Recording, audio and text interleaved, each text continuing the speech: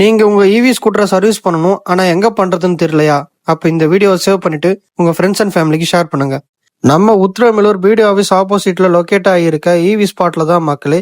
இவங்க இவி ஸ்கூட்டி எல்லாம் பக்காவா சர்வீஸ் பண்ணி கொடுத்துட்டு இருக்காங்க, அதுவும் சொன்ன டைம்குள்ளேயே. உங்க இவி ஸ்கூட்டரை சர்வீஸ் பண்ணணும்னு நினைச்சிட்டு இருந்தீங்கன்னா அப்ப தாராளமா நீங்க இவங்களை கான்டாக்ட் பண்ணலாம். இவங்க இவி ஸ்கூட்டி சர்வீஸ் மட்டும் இல்லாம சேல்ஸும் பண்றாங்க.